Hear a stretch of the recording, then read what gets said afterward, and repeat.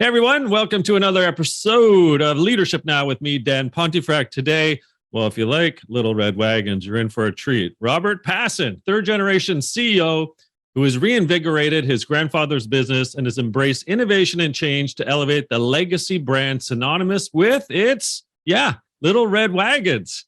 Robert heads Radio Flyer Inc., founded in 1917. Radio Flyer is an iconic brand that holds a special place in people's hearts because it instantly transports them to a happy time. That's me. That's my childhood. Robert works with a wonderful group of passionate, what he calls flyers, whose mission is to create products that bring smiles to kids of all ages and to create warm memories that last a lifetime. Company sales have grown significantly because of Robert's focus on building a highly committed and creative team. The product line has expanded beyond the iconic Little Red Wagon to include tricycles, scooters, and other ride-ons featuring innovative and beautiful, playful design. Stemming from what we'll get into today, Robert's phenomenal leadership style, Robert has created a culture of highly motivated, creative team members who are passionate and love what they do. Robert, so great to have you not passing by, but sticking around for the next 20, 25 minutes. I want to get really into phenomenal leadership with you. It sounds so fun, but tell us a bit about sort of, first of all, the background to the company, and let's set some context there first for listeners and viewers. Sure. Well, it's great to be with you, Dan. My grandpa started Radio Flyer in 1917. He was an Italian immigrant who came to Chicago when he was only 16 years old. And he came from a family of carpenters. So he had a skill. He knew how to make things out of wood. And he was very motivated to find a better life in America. And so, like so many immigrants, he did any work he could find, worked on construction crews and building railroads. And eventually he saved up enough money to rent a small garage on the west side of Chicago, not too far from where I'm sitting right now. And he started making furniture and phonograph cabinets. And eventually he made a wooden wagon to haul tools around. And pretty soon he was selling more wagons than anything else. So like any entrepreneur, he pivoted and went with what was selling. And that's when the Liberty Coaster Wagon Company was born. That was his first name for the product, which led to Radio Flyer in the 20s when he started making them out of steel. And that was enabled him to mass produce wagons. It created this iconic Little Red Wagon that we all know and love. And he chose for the name Radio Flyer. And everyone always says, why is it Radio Flyer? And it's because the radio and the airplane were the two coolest high-tech inventions of the day. It had really nothing to do with the product, but my grandpa was always trying to connect with the cool, innovative technologies of America. That's so amazing. Wow. Well, and just to be honest and transparent, I have had it both as a child and for our children who are now teenagers. We also had one kicking around the house as well. So I guess I'm a two-time customer to the Radio Flyer brand. Thank you. So no problem. Yeah. So phenomenal, F-U-N, phenomenal. Tell us a bit about what that means to you, I suppose, as you've, taken the reins, obviously for a while now as CEO, and just kind of a bit of insight into why fun and leadership go hand in hand in the way in which you lead. Yeah, when I first started working here in the company was struggling, and we were really at a crossroads because the main thing we did 30 years ago was make those little red steel wagons. We hadn't really evolved. We weren't really listening to our customers. And so we had to really figure out, what did we want to become? And part of our problem was that our culture had become dysfunctional. I mean, we had people here who didn't want to be here. We had people here who didn't have the skills that were going to take us where we wanted to go. So at a very young age, I received this gift of being thrown into kind of a crisis. And the gift was because we could reinvent. I could ask those questions like, why do we do it this way? Because things weren't working that well. And through that process of years, I came to learn that in order to create a really great company that's growing and thriving, we have to have a great team. And in order to get a great team, I had to figure out what kind of leader I wanted to be. And one of the ways I did that was just tapping into who I am as a person. And I like to laugh a lot. I'm very high energy, and I really appreciate excellence, doing things really, really well. And so I just did my best to try to lead by example, and then get others to join me that, believed the same thing and acted the same way. And it really took us years to build the kind of culture that we have today. And we came up with the term phenomenal, spelled F-U-N, because I feel like that really captures this blend of excellence and joy.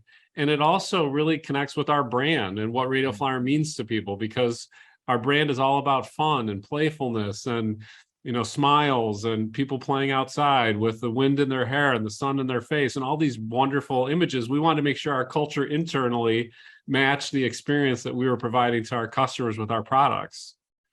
So, Robert, you brought something up there that I want to delve a little deeper into, and that is you went from, and again, these are your words, so I'm not suggesting that it's awful, but you went from a dysfunctional culture. So it's almost like dysfunctional. Oh, yeah, there you go. Nice. See, that's why I run this show. I've got some puns of my own. But then you've clearly, through the phenomenal leadership, kind of become a functional culture, and more than that, obviously. So tell us a bit about what it's like, I suppose, to actually transform what is a dysfunctional culture into one where clearly it's creative and innovative, and you're coming up with e-bikes and all kinds of stuff. So we need to know the journey, what you actually did. Yeah.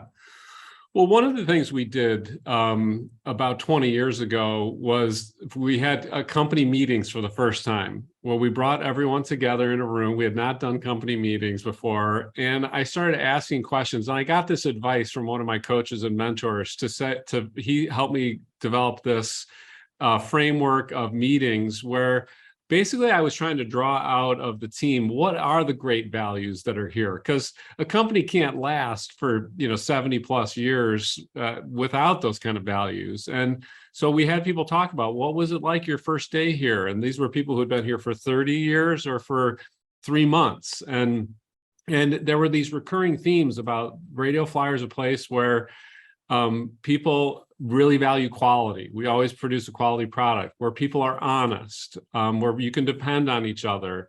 There were some other things that people would say that were not as positive, like averse to change, and not really good at communicating across teams. So some things like that. So we started to identify, here's the stuff we want to do more of, all that good stuff, and here's the stuff we want to do less of.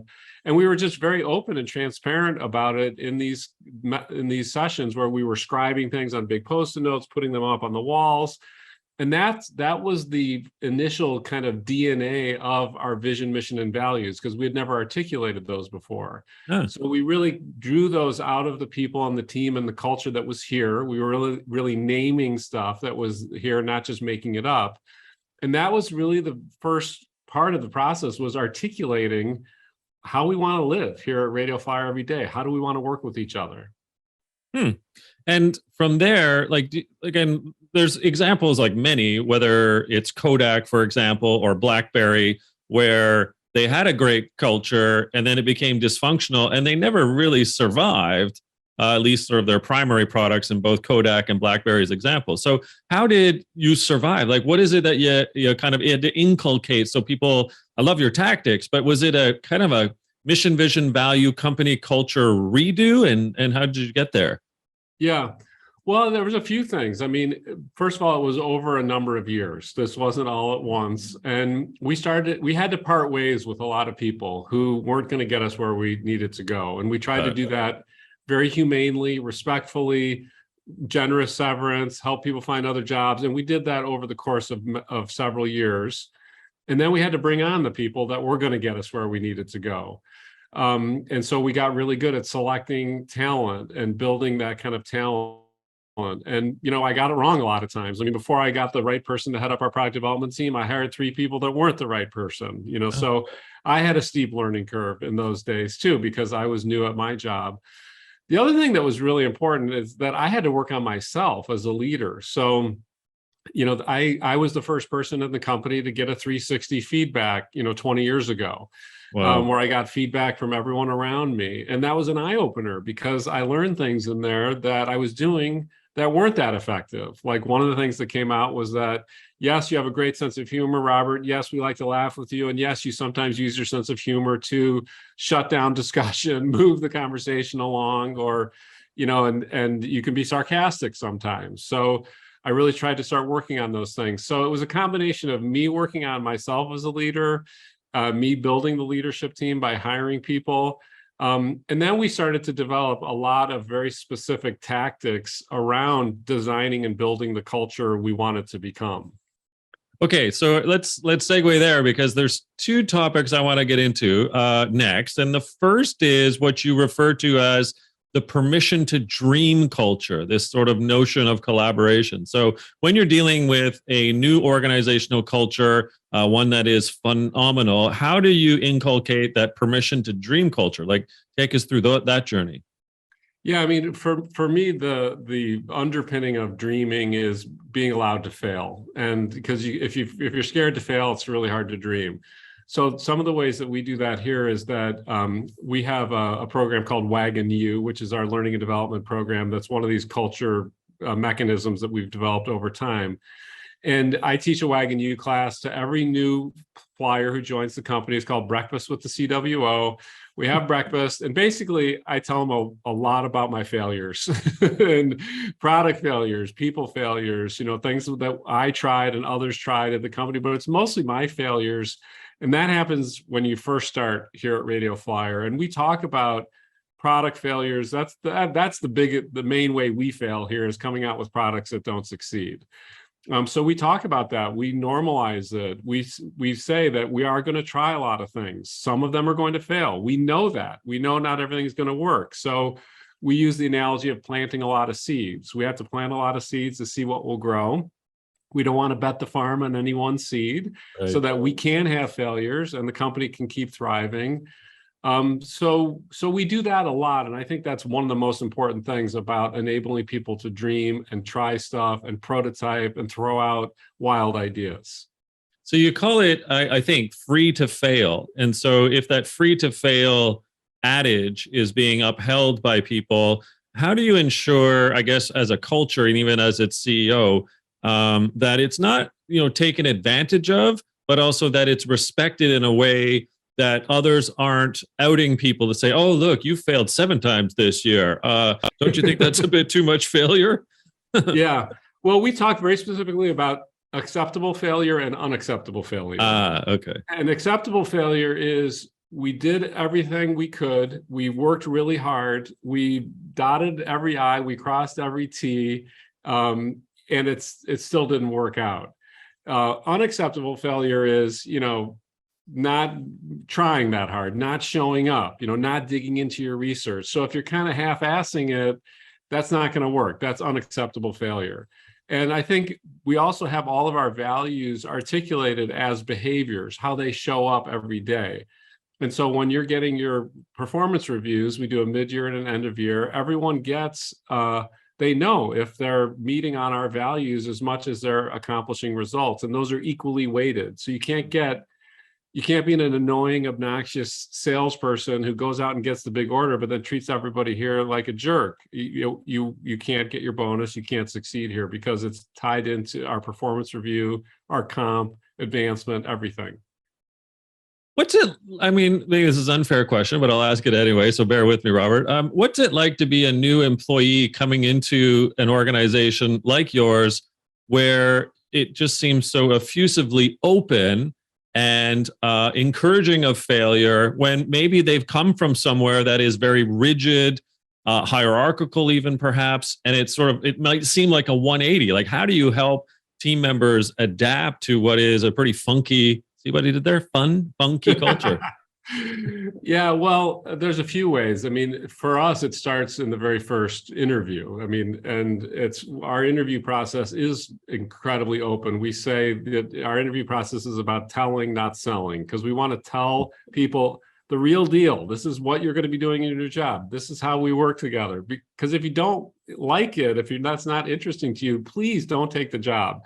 I send every candidate a letter saying, please don't take this job unless you've done your homework and you feel like this can be the best job you've ever had, because life's too short. Don't take this job if you don't think it's going to be the best job you've ever had, and you're not feeling all along the way that it can be a match for your skills, your abilities, your values as a person. So we do that. The feedback we get, though, from new hires, always, there's a few recurring themes they say. Number one is I've never been at a place where there's zero politics. There's no BS here. And they also say, I've never been at a place where there's not that guy. And we're like, well, who's that guy? And they're like, the jerk that everybody is wondering, well, how is this person still here? He's been here for 10 years, and it's almost always a he. Right. There's not that guy here. And it's very refreshing for people. And I think very quickly, if people want that kind of environment where there is nowhere to hide here. I mean, we're a small team of about 100 people in Chicago. There's nowhere to hide, and your contributions matter. You can see how your daily work impacts the results of the company and how we deliver our mission. And I think the people who thrive here find that incredibly gratifying, inspiring, and motivating. So a question for you about the growth and the development of your people. Another institution near down the road from you, of course, is Hamburger U, and and from McDonald's. And I had the former head of Hamburger U on this show previously.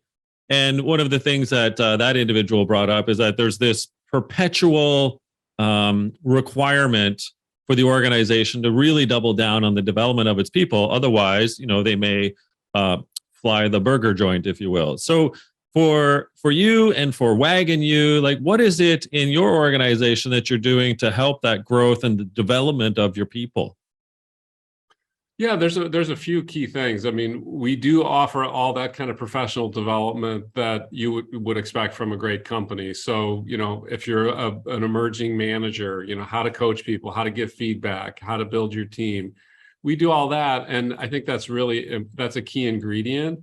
And I view it as it's like compensation. We have to have great compensation to keep people. It's like that. But I think the thing that keeps people engaged here and coming back and getting up every morning and giving it their all is that they feel that their work has meaning. And they can see that, while, okay, we know, we're not curing cancer here. That's not the level of work we're doing. But we are making a contribution to society by making products that actually do delight and bring joy to families. They're products that get kids outside and active and using their imaginations. And we get all these stories and photos back from families. And at every one of our monthly company meetings, it starts with a rolling slideshow of those latest photos that are just snapshots of these beautiful times in families' lives. And so, and then I think the other part of it is their work is tied to something meaningful, bigger than themselves. But the actual work they're doing is the best work of their lives. Our designers are designing products that they've never designed before because we're always coming up with new products. Or our graphic designers are building websites and creating videos and doing just this amazing creative work. Or our operations team and quality team, they're doing the best work of their lives, and they're working for managers that they love and respect because we have such a great leadership team. So I think all those elements, come together to make it this great job where people can grow and gain more experience and have a lot of personal and professional success. Well, I must say, it sounds fantastic, Robert, to work there. I could keep going all day. You're creating a whole new thesaurus for us here. My penultimate question really stems off of the point you just made about meaning and a sense of purpose, at the organization. And I know from some fact checking and sort of doing some background checks on you and the organization, like an example being the hero wagon, the mentality of giving back and helping out, I suppose sort of kids in needs, if you will, in hospital environments. So tell us a bit about how purpose and meaning equate to things like the hero wagon and a bit more about that. Yeah, I think the hero wagon is a perfect example because for many years we've partnered with the Starlight Foundation and we've donated wagons to them that they deploy to hospitals so that hospitals can use them to transport kids because wagons are more fun, less scary than gurneys and wheelchairs and that kind of stuff. So, but we were just donating regular wagons that were part of our product line. And we would get these photos from Starlight of kids in the wagons. And we would share those as these wonderful stories. And families would say, my kid, we were all scared and nervous. It was this really sad time for us when our kid was in the hospital, but the wagon was like this bright spot. And so we'd share those stories and we all celebrate the stories. And then some of our designers said, you know what, in this picture, the hospital has sort of jury rigged this IV pole with like a bungee cord to the back of the wagons. And, we could design something better than that. And then another designer was like, we could also do this. So they started brainstorming, designing a wagon from the ground up for this use. And so we got Starlight involved. They went to hospitals, they interviewed the staff, and they created this great wagon that we call the Hero Wagon that has all of these hospital specific features, making it really a delightful product for the hospital staff, because now you can fold it up. Now there's all these features on it for the staff, but it's still a fun wagon for the kids. Yeah. And it's just been one of these projects that like checks every one of our boxes. And it's just been amazing. It's fantastic.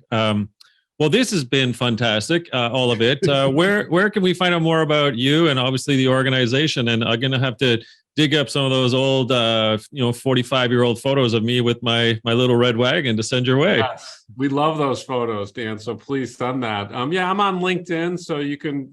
I post about what we're doing at the company and leadership stuff. So that's probably the best place to find me. Oh, great! And the company, tell us where we website was. radioflyer.com. There you go. Makes it quite easy. I don't think there are any days of the week over there at Radio Flyer. I think they're all fun days, Robert. How about that? Yeah, absolutely. I mean, it is like any job where there's stuff, we have to do, like talking to lawyers about things, working on, that aren't the most fun parts of the job, but we know it's all part of our goal and our mission here, which is to bring smiles and create warm memories that last a lifetime. I love that mission. Well, I'll end with this. One of the things that I do in much of my work, consulting, speaking, what have you, is I truly believe that culture is your competitive advantage. It would seem to me that you echo that sentiment, and through all the great work you've done over the past couple decades, that you've got yourself a high-flying organization. I love it. I think I completely agree. I think culture is almost impossible, if not the most difficult thing to copy too. Fantastic. Well, it's great to meet you. Hopefully we do this again and see you on the Leadership Now program in the future. But for now, appreciate it and best of luck. Thanks so much, Dan. It's been great being with you. All right, Robert. Everyone, that was Robert Pasin, not passing by. He's the Chief Executive Officer of one of the world's most relished brands, Radio Flyer Inc. Thank you, Robert. Thank you.